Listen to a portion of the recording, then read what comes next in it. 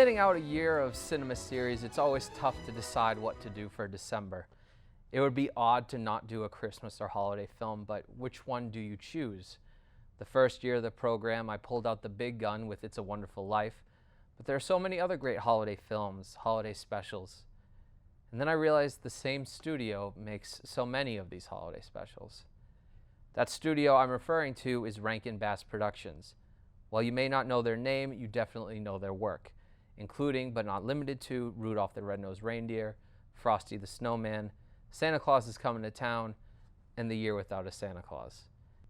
But who were Rankin and Bass, and how did they essentially reshape the holiday season with their work? The company was formed in 1960, initially under the name Videocraft International. Arthur Rankin Jr. was an art director at ABC who left the company in the 1950s after finding success in commercials to strike out on his own. Jules Bass was a fellow in the mailroom at Gardner Advertising who would often bring him material. While they would eventually become partners, they were rarely seen together. One would be handling the commercial side of things and the other the artistic side of things. Rankin wanted to get into animation, but he never had much first-hand experience in it. Many of their productions were outsourced to other animation studios in Japan and Canada.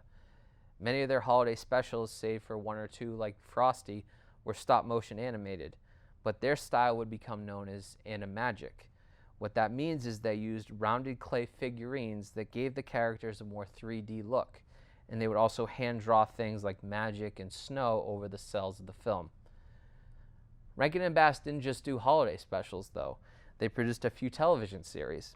Their first major production was the 1960 series The New Adventures of Pinocchio, and they were responsible for others such as Tales of the Wizard of Oz, The Smokey the Bear Show, and Thundercats. Yes, Thundercats.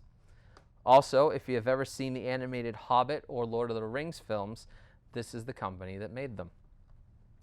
But their holiday work was what they became most known for, and they came bursting onto the scene with their first holiday special, Rudolph the Red-Nosed Reindeer. The company General Electric, the parent company of NBC, were a regular client of Rankin and Bass in the 1960s. And after a lot of commercial work, they started planning an animated TV special. The special would be based on the classic Christmas song written by Johnny Marks, who just happened to be Arthur Rankin's neighbor. It took some convincing, but eventually Marks gave them the rights. Rankin and Bass licensed Rudolph to General Electric for 2 runs on TV, and that paid for most of the program's $500,000 production cost. Rudolph took about 18 months to film, over 22 room-sized sets with over 200 puppets. On its initial airing in 1964, it took 55% of audiences in that time slot and was the highest animated program of that year. Rudolph has aired every year since then and has become the longest continually running Christmas special in history. Rudolph was Rankin and Bass's first big break into the entertainment industry and away from commercial work. Suddenly, they were very high in demand. They and the network soon saw there was real potential in merging animation and the holidays. In the years to come, they would produce several more holiday specials, both in stop motion and traditional animation. Many would become timeless holiday classics like Frosty the Snowman in 1969, Santa Claus is Coming to Town in 1970, and The Year Without a Santa Claus in 1974. Some, like Nestor the Long-Eared Christmas Donkey in 1977 and Jack Frost in 1979, would not reach the same level of notoriety but still gain cult followings. And others like Pinocchio's Christmas and the Leprechaun's Christmas Gold in the 80s would just sort of exist. Their work would also expand into other holidays. They created one Halloween special and a few Easter specials, like Here Comes Peter Cottontail and The Easter Bunny is Coming to Town, which is fun but very much a carbon copy of Santa Claus is Coming to Town. Fred Astaire's mailman character is even the narrator again. If you watch these enough, like I have, you definitely start to notice that Rankin and Bass have a sort of formula for these specials. There's always a narrator that speaks to the audience, who is often voiced by the big celebrity at the time, like Burl Ives for Rudolph or Fred Astaire for Santa Claus. Celebrity casting wasn't limited to just the narrator, though. Mickey Rooney would be their voice for Santa in quite a few specials. And more often than not, the story of the special is based on a popular Christmas song like Rudolph, Santa Claus is Coming to Town, and The Little Drummer Boy. And then these specials are always musicals in their own right.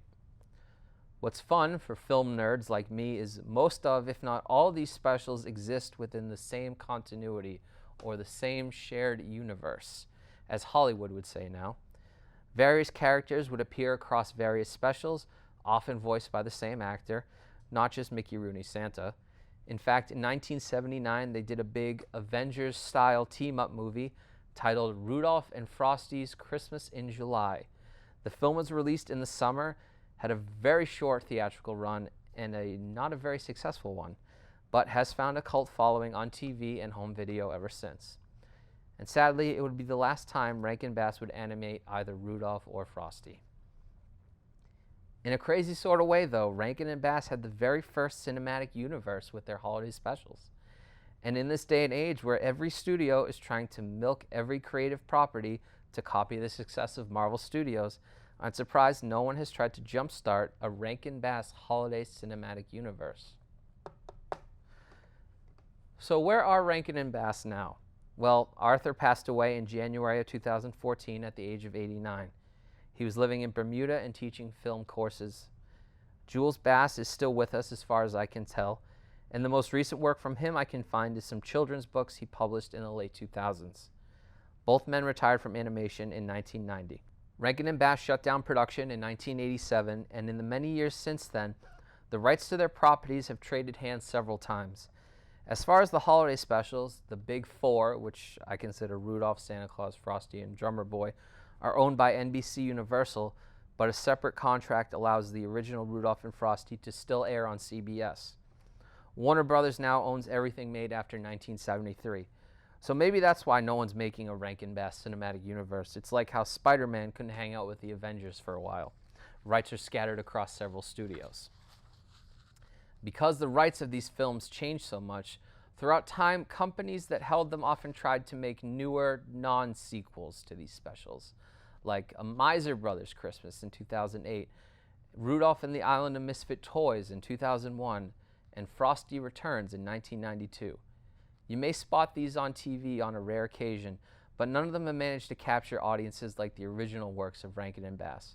And if you want a true sequel to Rudolph or Frosty, Rudolph's Shiny New Year or Frosty's Winter Wonderland get the job done just fine.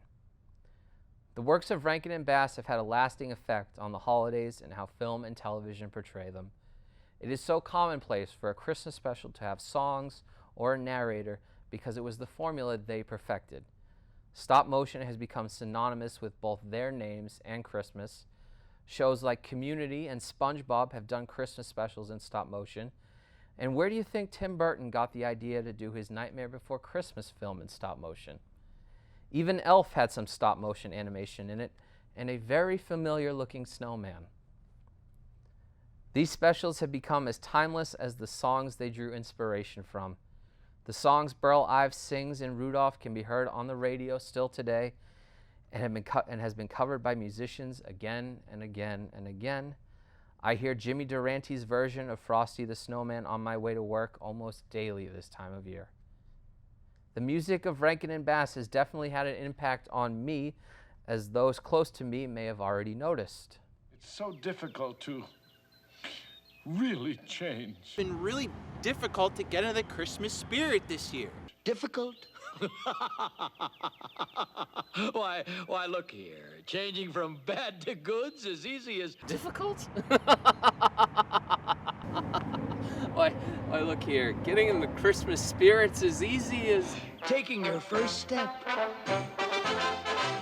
Put one foot in front of the other, and soon you'll be walking across the floor. Put one foot in front of the other, and soon you'll be walking out the door. You never will get where you're going if you never get up on your feet. Come on, there's a good tailwind blowing. A fast-walking man is hard to beat. Put one foot in front of the other, and soon you are walking across the floor. put one foot in front of the other, and soon you are walking out the door. Put one foot in front of the other, and soon you are walking across the floor. Put one foot in front of the other, and soon you'll be walking out the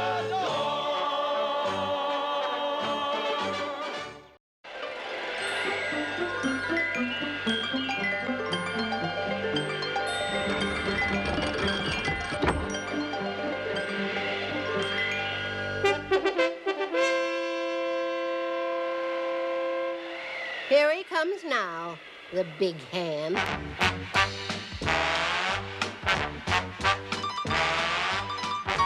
I'm Mr. White Christmas. I'm Mr. Snow.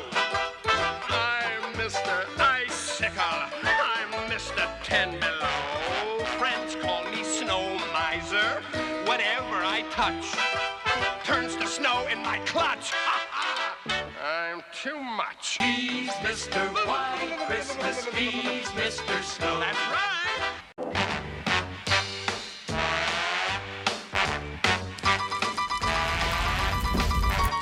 I'm Mr. Green Christmas. I'm Mr. Sun. I'm Mr. Heat Blister. I'm Mr. 101. They call me Heat Miser. Whatever I touch starts to melt in my clutch. I'm too much. Oh, some like it hot, but I like it really hot.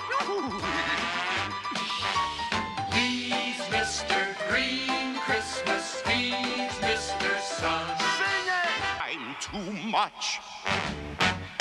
Too much! But beside from that, I remember owning the VHS copies of these specials when I was young. I remember how Freeform, back when it was called ABC Family, would marathon all of them on Christmas Eve, even the weird ones like Leprechaun's Christmas Gold or The Little Drummer Boy 2. Yes, that one has a sequel too. These specials are still part of my holiday watch list to this day, and I'm sure the same goes for many of you. These are the specials our family shared with us because they grew up with them too, and perhaps we will share them with our families in the years to come, because we were raised with them. These specials are timeless. The animation might be a little dated, but their stories, their songs, and their messages are universal and still ring true to this day. The work of Rankin and Bass has become part of the DNA of the holiday season. So this month, as you maybe hang a Rudolph ornament on your tree or wear a Heat Miser and Snow Miser shirt to a Christmas party, remember it's all thanks to the efforts of two men, Arthur Rankin Jr. and Jules Bass.